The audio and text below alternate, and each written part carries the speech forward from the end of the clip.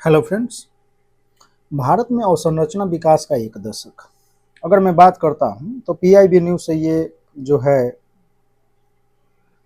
PIB जो है बैकग्राउंडर और भारत के विकास का आधार और आधारभूत संरचना। तो एक दशक में भारत में परिवहन, आवास, जल, ऊर्जा, रसद और डिजिटल नेटवर्क सहित विभिन्न क्षेत्रों में ढांचागत निर्माण में नई रफ्तार हासिल की है। तो भारत ने जो एक दशक में, ठीक है, जो अपने अवसंरचना पे डेवलपमेंट किया है उसकी हम लोग इसमें चर्चा करेंगे। ठीक है।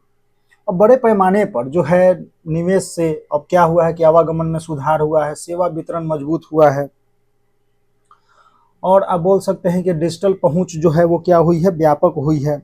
और विभिन्न क्षेत्रों में क्या है कि पीएम गतिविधि में समर्थन मिला है। पीएम हो गया प्रगति, हो गया पीएम गति शक्ति, राष्ट्रीय रसद नीति, सागरमाला, पीएम वाणी, जल जीवन मिशन, उड़ान जैसी जो है एकीकृत योजनाएं पहलों से प्रतिस्पर्धी भारत का परिकल्पना को आकार दिया है। इनसे प्रतिस्पर्धा कंपटीशन जो है बढ़ाया है और आधुनिक और एकीकृत अर्थव्यवस्था की ओर अग्रसर होने में सहयोग दिया है। ठीक है।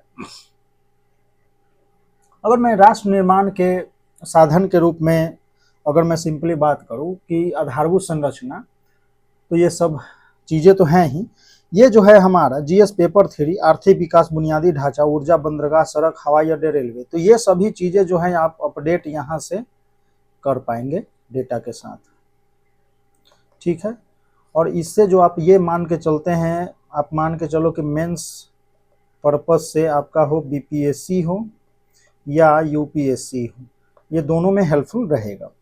तो देखिए, अगर मैं सिंपल हम लोग अगर बात करते हैं कि आधारभूत ढांचा की अगर आप बात कर रहे हो, तो देखिए सरकारी जो मतलब भारत में जो अगर मैं बात करूं कि अवसंरचना विकास में, तो बहुत ज़्यादा अत्यधिक निवेश हुआ है। आप ऐसे बोल सकते हैं कि सड़कें हो गए, रेलवे हो गए, हवाई अड्डा, डिजिटल नेटवर्क हो गया, आवास, जलापूर्ति, स्वच्छ जल प्रणाली, इन सब चीज़ों में जो है काफ़ी हद तक पैसे जो है लगाए गए हैं। और इन प्रणालियों ने लोगों के यात्रा करने, डिजिटल रूप से जुड़ने और आर्थिक गतिविधियों में भाग लेने के तरीकों को भी प्रभावित किया है। अगर आधारभूत संरचना के विकास में तेजी से क्या हुआ है, तो व्यापकता बढ़ा है, एकीकरण हुआ है और दीर्घकालिक क्षमता निर्माण जो है, इन सब पे हम लोग क्या हुए, केंद्रित हुए हैं। ठीक है। और आप अगर यहाँ देख पा रहे होंगे तो क्या है कि प्रगति पीएम जो भी है ये सब हमने देखा। पूंजीगत व्यय की अगर मैं बात करूं तो 14-15 में जो था वो 2 लाख करोड़ था, से 6 गुना बढ़ के कितना हो गया, 12.2 लाख करोड़ हो गया, जो बुनियादी ढांचा के प्रति सरकार के दीर्घकालिक प्रतिबद्धता को दर्शाता है। ठीक है। यानी 6 टाइम्स कितना बढ़ा है, 6 टाइम्स, ये हमें ध्यान रखना है। ठीक। अब सेक्टर वाइज हम क्या करेंगे, इन सब चीज़ों पे चर्चा करेंगे। सेक्टर में हमारा क्या हो जाएगा कि अगर फर्स्ट मैं बात करता हूँ सिंपली कनेक्टिविटी की, तो सड़क नेटवर्क और ग्रामीण कनेक्टिविटी। ठीक है। तो देखिए,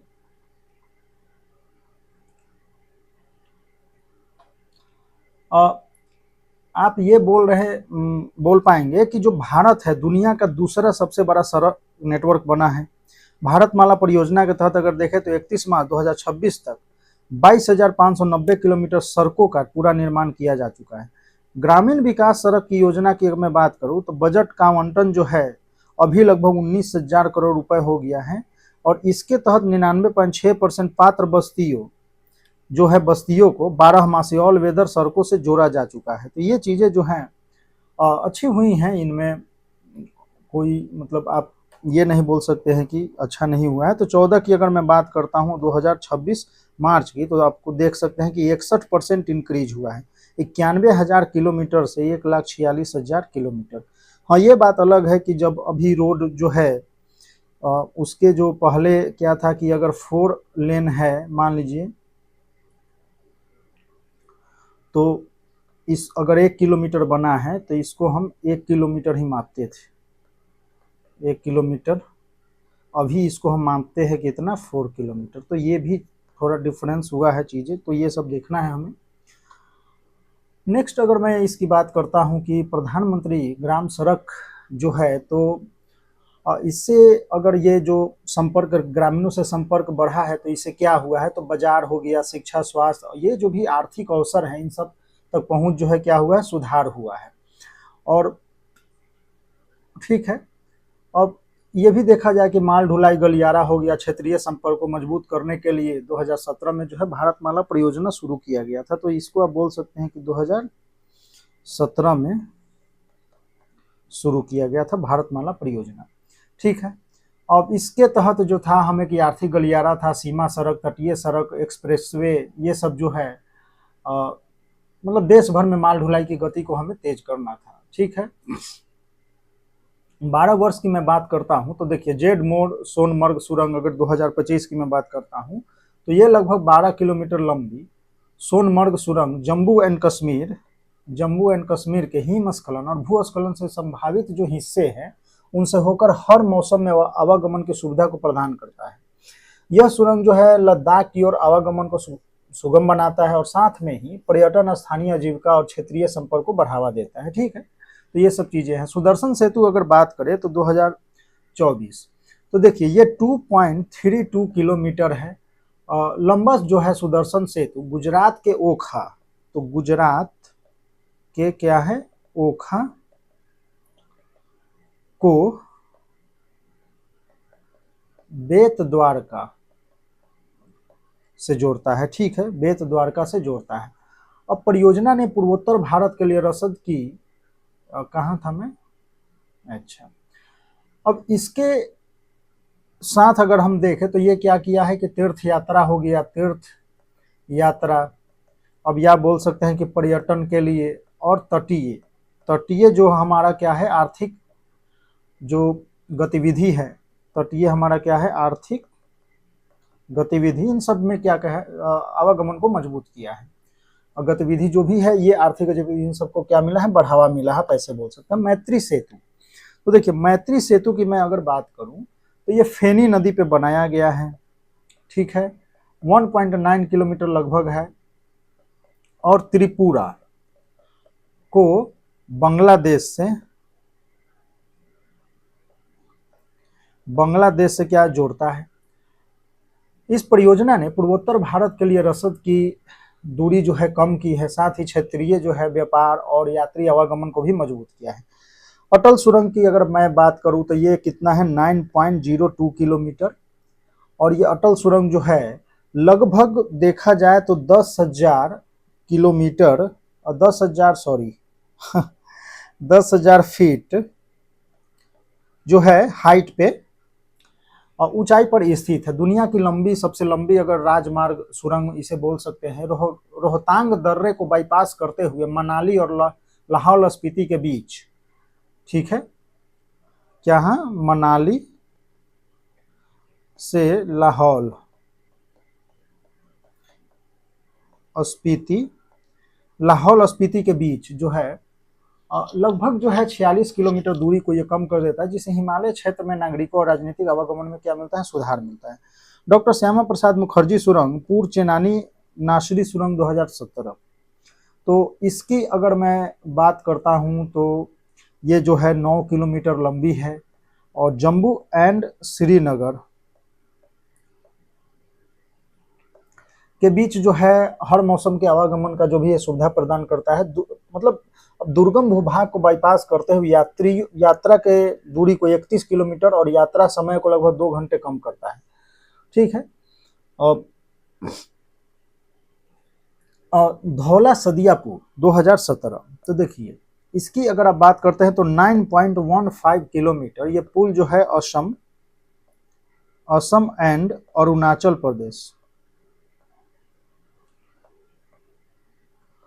के बीच जो है एक अस्थायी संपर्क प्रदान करता है, रक्षा सदर सहित सभी भारी वाहनों आवाजाही को सुगम बनाता है। और पूर्वोत्तर में अब देखा जाए तो क्षेत्रीय जो हमारा क्या है संपर्क है उसको बेहतर बनाता है। ठीक है, अब यहाँ से आप ये भी बोल सकते हैं कि जो पिछले वर्ष जो भी परियोजनाएं हमारी मतलब वर्ष की प्रमुख परियोजनाएं हैं, जैसा अहमदाबाद धोलेरा जो है एक्सप्रेसवे हो गया गुजरात 2026, तो ये जो है 109 किलोमीटर है। ठीक है, 109 किलोमीटर एक्सप्रेसवे अहमदाबाद धोलेरा के बीच को संपर्क को, और ये क्या करता है, आवागमन को सुनिश्चित करता है। दिल्ली देहरादून कॉरिडोर की बात करते हैं तो ये कितना है, 213 किलोमीटर है। ठीक है, 213 किलोमीटर। अब ये जो है कॉरिडोर दिल्ली और देहरादून के बीच यात्रा है लगभग 6 घंटे को घटाकर 2.5 घंटे कर दिया। इस परियोजना से जो है संवेदनशील जो क्षेत्र में एशिया का सबसे लंबा एलिवेटेड वन्यजीव कॉरिडोर शामिल है। आपको ये बताना है कि कौन सा एलिवेटेड जो है वो जो वन्यजीव कॉरिडोर है वो है द्वारका एक्सप्रेसवे को दिल्ली खंड से। तो देखिए दिल्ली 2025, तो इस द्वारका एक्सप्रेसवे का दिल्ली खंड, तो यहाँ आप ये बोल सकते हैं कि 10.1 किलोमीटर लंबा दिल्ली और एनसीआर की कनेक्टिविटी को, तो दिल्ली और एनसीआर की कनेक्टिविटी को जो है ये बनाता है और सुधार किया हो यातायात जाम को कम करना और 8 लेन की सुरंग, यशोभूमि मेट्रो कॉरिडोर वगैरह ये सब जो है हवाई अड्डे सीधा कनेक्टिविटी है। और शहरी विस्तार सड़क 2 की मैं बात करूं तो दिल्ली 2025, तो ये 76 किलोमीटर है, 76 किलोमीटर।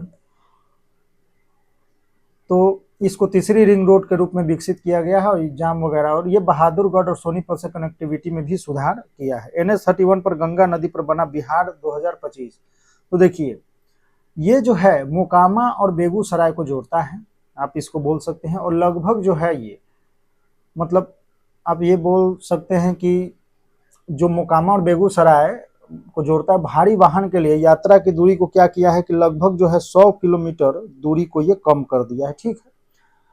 तो उत्तरी और जो दक्षिणी बिहार का है तो बीच संपर्क में बेहतर जो है संपर्क बनाया और क्षेत्रीय आर्थिक गतिविधि को भी क्या हुआ है, बढ़ावा मिला है। तो ये सब चीजें हुई हैं। और रेलवे सुरक्षा प्रणाली की अब बात अगर कर लिया जाए, रेलवे और रेलवे सुरक्षा प्रणाली, ठीक है। चलिए अब रेलवे की बात करते हैं तो देखिए 2014 से 9 गुना बढ़कर 9 गुना जो है आपका रेलवे बजटीय आवंटन जो है 2.78 लाख करोड़ हो गया है, ठीक है। तो 2014-15 में जो था वो कितना था, तो 32,000 करोड़ था, ठीक है। तो अब ये 2.78 लाख करोड़ यानी 9 गुना की वृद्धि हुआ है। रेलवे ट्रांसफॉर्मेशन की बात करते हैं तो ये 32,000 से कितना 2 पॉइंट, और रेल इलेक्ट्रिफिकेशन की बात करते हैं तो 14 में 20% था, अभी 99% हो गया, ठीक है। तो कवच जो है, कवच की अगर आप बात करते हैं तो क्या है कि स्वदेशी स्वचालित जो है ट्रेन सुरक्षा प्रणाली कवच लगभग 3,000 रूट जो है किलोमीटर पर तैनात किया जा चुका है। तो आप ये बोल सकते हैं इसमें जो है, अगर रेलवे की मैं बात करूं तो आप बोल सकते हैं कि हाई स्पीड जो है कॉरिडोर बन रहा है मुंबई अहमदाबाद में, जो है अभी जो है कार्य जारी पे है, ठीक है। अमृत भारत स्टेशन भी हो गया 2023 में। तो लगभग जो है इन सब की बात अगर करें तो 90% से अधिक जो है समय चलने का प्रदर्शन भी किया गया। स्वदेशी अगर ट्रेन की मैं बात करूं तो कवच जो है अभी अब वर्तमान में देखें तो 3,000 प्लस यानी 3103 है, लगभग 3103, ठीक है, किलोमीटर मार्ग पे है, लागू किया जा चुका है। प्रमुख गलियारों में अगर देखें तो 24,474 किलोमीटर इसका कार्यान्वयन जारी है। लोकोमोटिव वगैरह ये सब हो गया। देखिए आधारभूत अगर हम संरचना परियोजना की बात करते हैं तो दुर्गम भूभाग और रणनीतिक क्षेत्रों में संपर्क मजबूत किया है। तो देखिए चेनाब पुल हो गया, तो चेनाब 359 किलोमीटर ऊपर है, विश्व का सबसे लंबा रेलवे मेहराब पुल है, ठीक है। ऐसे कुछ आपने देखा होगा। जम्मू कश्मीर श्रीनगर के बीच मजबूत करता है, यात्रा के समय को कम करता है। अंजी खर पुल, तो देखिए ये है अंजी खर पुल, जम्मू कश्मीर के पहला केबल स्टे रेलवे पुल है। यह पुल जो है आवागमन पर्यटन इन सबको बढ़ावा दे रहा है। पंबन पुल हो गया, तो भारत का वर्टिकल लिफ्ट रेलवे जो है तटीय इंजीनियरिंग के जरिए रामेश्वरम के मुख्य भूमि से जोड़ता है। 2.07 किलोमीटर लंबे इस पुल के निर्बाध रेलवे और समुद्री आवागमन में 72.5 किलोमीटर का वर्टिकल लिफ्ट स्पैन है। बैराबी सैरांग, तो देखिए 51.38 किलोमीटर रेलवे लाइन ने चुनौतीपूर्ण पहाड़ी इलाकों में गुजरने के लिए मिजोरम रेल संपर्क मजबूत किया है। 45 सुरंगों से होकर गुजरती है और पूर्वोत्तर के लिए एक महत्वपूर्ण अवसंरचना उपलब्धि है। तो ये सब चीजें हैं, ठीक। नेक्स्ट हम आते हैं नागरिक उड्डयन क्षेत्रीय पहुंच। एक सेकंड में देखता हूं जरा।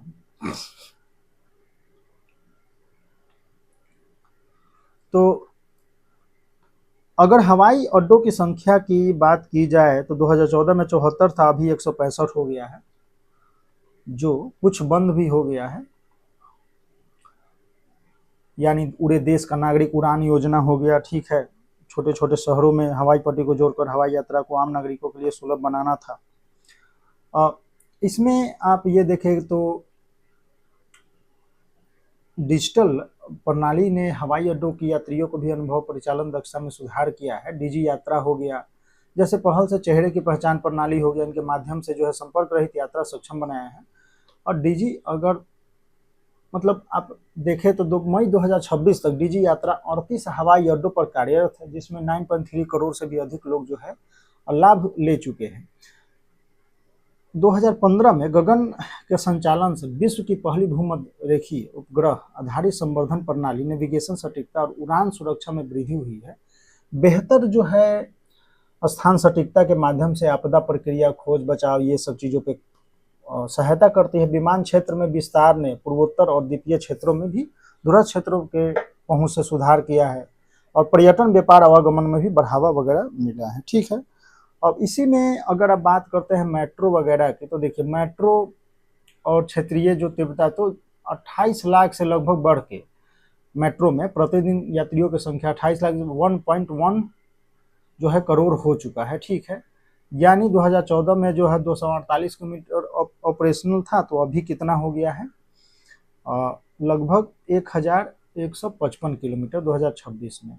अभी 26 सिटी में है, तो अभी कितना किलोमीटर है मेट्रो की मैं बात करता हूँ, तो अभी 1155 किलोमीटर हो गया है। और एक्सपेंशन इन अ सिटी तो 26 जो है सिटीज में हो गया है। एनुअल मेट्रो बजट की मैं बात करता हूँ, तो बजट जो है 29,550 करोड़ हो गया है, ठीक है। तो ये सब चीज़ें जो हैं बढ़ी हैं, 14 अभी 2026 में इतनी हो गई है, ठीक है।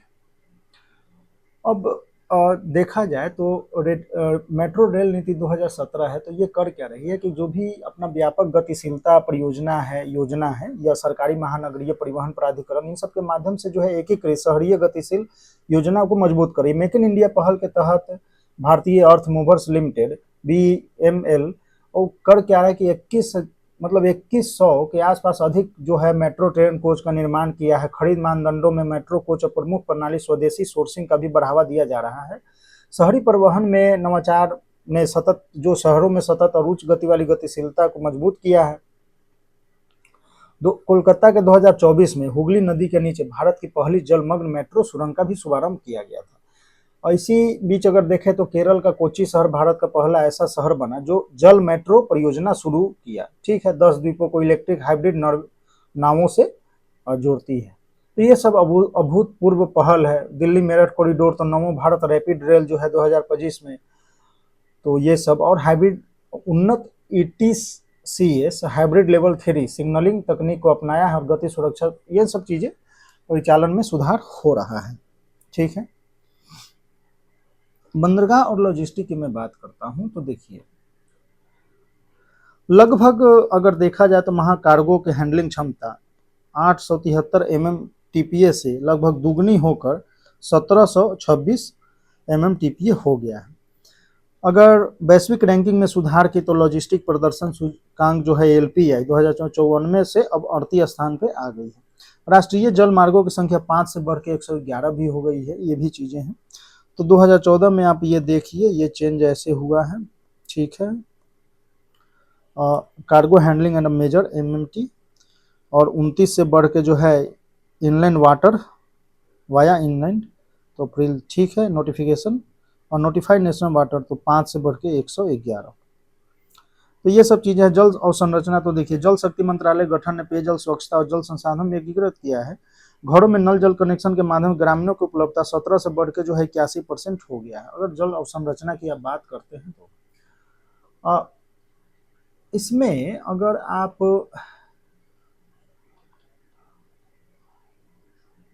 लॉजिस्टिक वाले में, चलो कोई नहीं,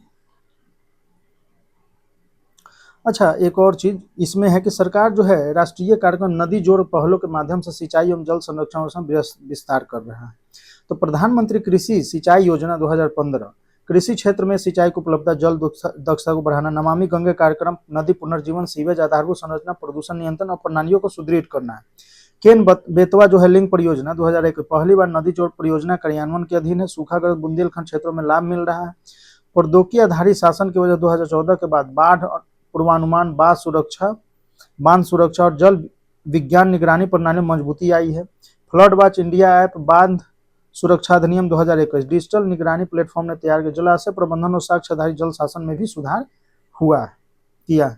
औद्योगिक विनिर्माण और संरचना की अगर मैं बात करूं तो देखिए, भाव्या जो है, यानी आप बोल सकते हैं building hub for advance and vibrant योजना एक्सेलेंस, योजना के तहत 100 नए प्लग एंड प्ले औद्योगिक पार्क बनाने का लक्ष्य रखा गया है। ठीक है, तो ये है। अब इसमें आप डिजिटल प्लेटफॉर्म में निवेश हो गया, और जो भी है कि एमएसएमई क्लस्टर जो है 10,000 रुपए से मतलब रुपए के बायो फार्मा शक्ति कार्यक्रम का भी प्रस्ताव रखा गया है, यानी 3 रासायनिक पार्क और 7 जो है पीएम मित्रा पार्क, एमएसएमई क्लस्टर, ये सब चीजें हैं इसमें। ठीक, और संरचना आधारित अगर औद्योगिक विकास विनिर्माण की बात करते हैं तो ये मजबूत हुआ है। वैश्विक मूल्य श्रृंखला के साथ एकीकरण को भी बेहतर बनाया गया है। तो ये सब है। लॉजिस्टिक, अगर किफायती आवास की मैं बात करता हूँ, एक सेकंड, हाँ,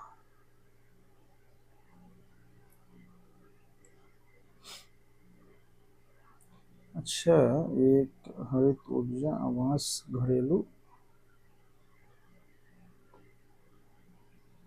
मैं हूँ कहाँ पर, किफायती आवास। ओके, चलिए, तो देखिए, प्रधानमंत्री शहरी योजना, शहरी पीएम अर्बन के किफायती आवास इकाइयों के निर्माण में लगभग 8.77 लाख करोड़ आवंटित किए गए हैं। अब देखिए, सभी के लिए आवास, जो प्रधानमंत्री आवास योजना शहरी, जो अगर जो पी मैं यू है, ये सभी के लिए आवास विजन के तहत जो है किया गया था। सितंबर 2024 में अगर देखा जाए तो 2.0 का भी लक्ष्य। अब इसमें क्या था कि 8.77 लाख करोड़ जो है आवंटित किए गए थे। ठीक है, तो क्रेडिट लिंक, अगर इसे मैं बात करूं तो ये क्या है, क्रेडिट लिंक सब्सिडी योजना है के तहत जो है 59,000 करोड़ के आसपास के अधिक की ब्याज सब्सिडी भी वितरित की गई है। शहरी परिवारों के लिए आवास के सामर्थ्य में सुधार हुआ है। और आवास वितरण को जेजेएम, सौभाग्य, एसबीएम और पीएमएवाई जैसी योजनाओं के साथ एकीकृत किया गया है। और पीएम 2.0 के तहत लगभग 96% घर महिलाओं को आवंटित किए गए हैं। तो ये सब जो है जिनके स्वामित्व अधिकार वित्तीय समावेशन को मजबूती मिलता है। ठीक, आप हरित ऊर्जा की अगर बात करें तो हुआ क्या है कि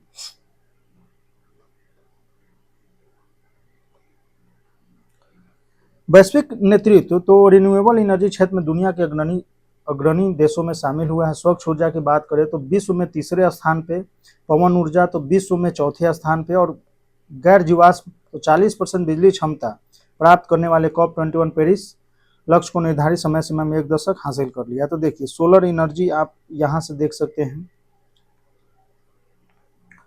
लगभग मार्च में तो 150 गीगावाट के आसपास है। रिन्यूएबल एनर्जी में तो 274 गीगावाट, और इंस्टॉल पावर कैपेसिटी तो 532.74 गीगावाट। ठीक है, ये सब। और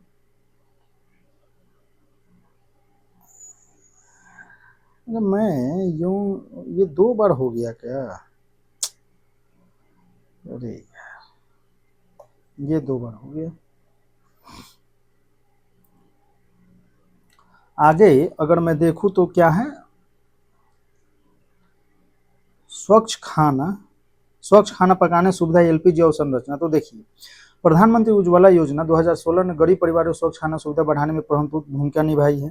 तो expand LPG across the network देखा जाए तो कवरेज 55.9 से 107.2%। ठीक है, अगर स्ट्रॉन्गर सप्लाई स्टोरेज कैपेसिटी तो कंजम्पशन 17.6 से 34 MMT लगभग दुगना हो गया है।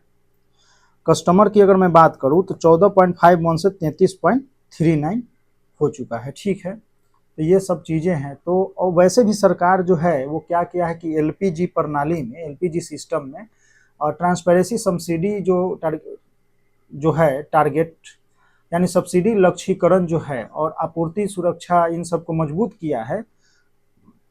आधार आधारित क्या हुआ है कि बायोमेट्रिक प्रणाली,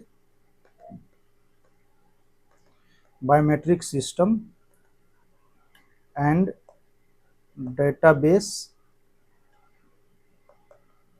इंटीग्रेशन, एकीकरण, ठीक है। इन सब के पहलों से क्या हो रहा है कि जो लाभार्थी हैं इनका क्या हो पा रहा है, सत्यापन हो पा रहा है, और जो है सब्सिडी जो है, सब्सिडी का हम क्या कर पा रहे हैं, वितरण कर पा रहे हैं, ठीक है। तो ये सब चीजें हो रहा है। डिजिटल कनेक्टिविटी और सार्वजनिक डिजिटल आधारभूत संरचना, तो देखिए जनधन आधार मोबाइल अगर मैं बात करता हूं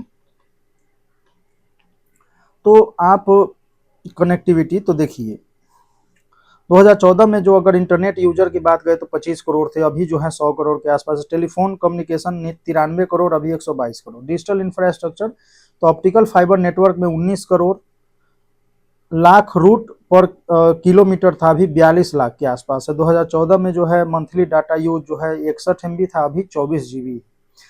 तो अवेलेबिलिटी भी बढ़ा है, लोगों का यूज भी बढ़ा है, रील्स भी तो बनाने हैं, वीडियो वगैरह ये सब जो भी। और 5G कवरेज तो 99% ऑफ डिस्ट्रिक्ट में जो है 5G कवरेज हुआ है। और ये सब चीज़ें तो हुई हैं। अगर जैम ट्रिनिटी की मैं बात करूँ तो जनधन आधार मोबाइल कनेक्टिविटी, तो इसमें क्या है कि ये अगर देखें तो जो है डिजिटल सार्वजनिक आधारभूत संरचना तंत्र जो भी था उसको विस्तारित करने के लिए आधार आधारित हम क्या किए थे, डिजिटल पहचान प्रणाली करण किए थे। अब इसमें हम क्या करते थे कि डीबीटी के लिए हमारा सही था ये, और जो भी था हमारा मतलब डायरेक्ट टू ट्रांसफर, जो भी बैंक ट्रांसफर, तो जनधन खातों में वित्तीय समावेशन को गहरा दिया है। आधार खाता बनाने वालों को भी जो है संख्या अब ये सब बढ़ी है, और जनधन वालों की भी संख्या जो है लगभग कितनी हो गई है, तो 14.72 करोड़ से बढ़ के जो है 57.71 करोड़ हो गई ये जनधन खाता, ठीक है।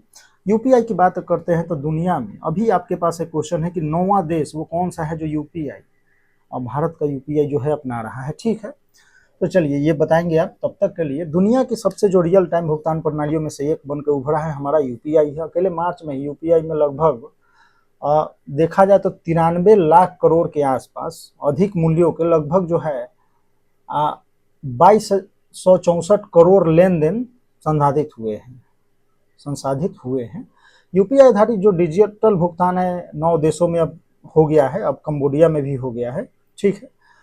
तो ये सब चीजें हैं। और इसके साथ अगर मैं बात करता हूं नागरिक आधारित अगर डिजिटल प्लेटफॉर्म की, तो यूपी अब हमारा 9 कंट्री में है। अब इसमें जो अगर है संयुक्त अरब अमीरात है, सिंगापुर है, भूटान हो गया, Nepal, France, Sri Lanka, Mauritius, Qatar और कंबोडिया, ठीक है। अगर देखिए नागरिक आधारित अगर मैं बात करूं, चलिए नेक्स्ट लास्ट ही है। केंद्रीय जो डिजिटल प्लेटफॉर्म है तो वो शासन अगर देखा जाए तो गवर्नेंस में भी हेल्प किया है, और डिजिटाइजेशन जो हो गया, अपना स्वास्थ्य हेल्थ हो गया, ठीक है, दस्तावेजीकरण हो गया, हेल्थ हो गया, हेल्थ सर्विस, और जो आपका पब्लिक सर्विस है, पब्लिक सर्विस, ठीक है। तो इन सब चीज़ों में बहुत हेल्प किया है। अब देखा जाए तो लगभग जो 68% करोड़ मतलब 68 करोड़ से अधिक जो पंजीकृत उपयोगकर्ता है, यानी 967 करोड़ से अधिक जारी किए गए जो डिजिटल दस्तावेज है उसका हम क्या किए हैं, डिजी लॉकर किए हैं। प्रमाण पत्र हो गया, पहचान हो गया, दस्तावेज हो गया, जो सरकारी अभिलेख तक सुरक्षित पहुंच बना रहे हैं। 10 करोड़ उपयोगकर्ताओं के लिए उमंग जो है तो हम क्या किए हैं, डिजी लॉकर हो गया, उमंग हो गया। उमंग जो है वो मतलब शासन के लिए एकीकृत मोबाइल एप्लीकेशन है, जिसमें डिजिटल प्लेटफॉर्म के माध्यम से हम हजारों जो भी सरकारी सेवाएं हैं, जो गवर्नमेंट की सर्विस है, वो हम क्या लेते हैं, इससे प्राप्त करते हैं। कॉमन सर्विस सेंटर अगर CSC की बात कर लेते हैं तो CSC जो है, अब देखा जाए अभी तो लगभग 5.01 लाख के आसपास सेंटर ये बन चुके हैं। ठीक है, अब ये देखा जाए तो विलेज भी है और आपका मतलब रूरल भी है और अर्बन भी है। ठीक है, तो ऐसे आप बोल सकते हैं रूरल अर्बन दोनों में जो है नागरिक सेवाओं को क्या कर रहा है, डिजिटल पहुंच और वितरण सुधार स्थापित कर रहा है। ई हॉस्पिटल की मैं बात कर लूं प्लेटफॉर्म, तो देखिए ये लगभग 4100 जो है अस्पताल को जोड़ता है और 55 करोड़ से अधिक का क्या करता है, लेन देन करता है। तो ये सब चीजें, और जो डिजिटल स्वास्थ्य सेवा वितरण और रोगियों तक जो है पहुंच स्थापित कर रहा है। PM ई विद्या की मैं बात कर लूं, PM ई विद्या, तो ये जो है डिजिटल लर्निंग प्लेटफॉर्म है जिसमें राष्ट्रव्यापी शिक्षा तक पहुंच हम स्थापित कर रहे हैं। दीक्षा की अब मैं बात कर लेता हूं, दीक्षा की। ठीक है, तो दीक्षा भी जो है digital infrastructure for knowledge sharing, digital infrastructure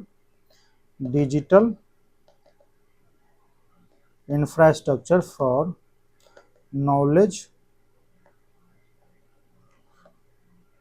sharing. ठीक है, तो आप ये बोल सकते हैं दीक्षा के लिए कि 2 करोड़ से अधिक जो है पंजीकृत उपयोगकर्ता जो हैं एक एकीकृत AI सक्षम डिजिटल शिक्षा मंच के रूप में कार्य करता है। और जो देखा जाए तो सभी राज्य केंद्रशासित प्रदेशों से ये जुड़े हुए हैं। लगभग अगर 7400 कुछ जो है उन्नत पाठ्य पुस्तकें हैं, 3 लाख से अधिक जो है ये सामग्री जो है इस पे उपलब्ध है।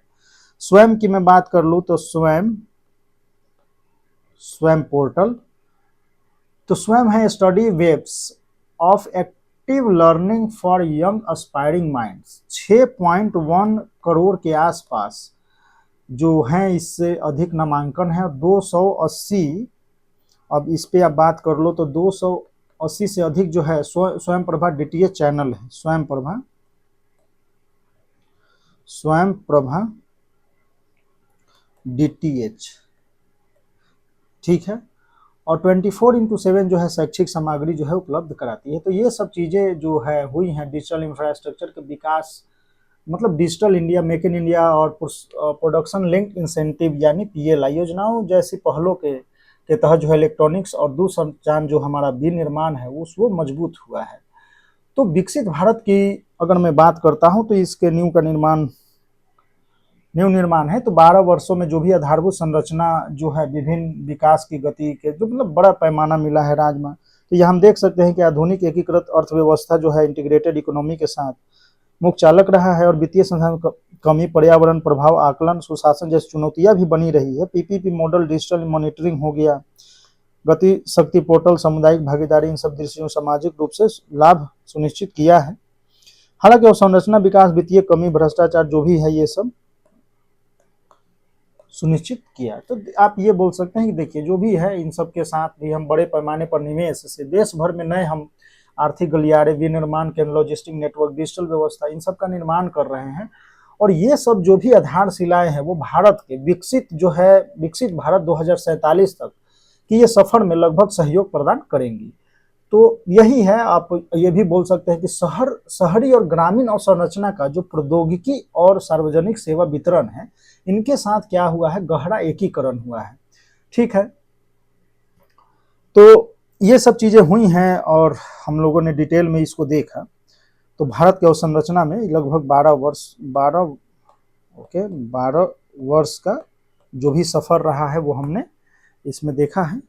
तो मिलते हैं फिर किसी नेक्स्ट टॉपिक में और डिटेल एनालिसिस करेंगे और इसका MCQ वगैरह भी देखेंगे।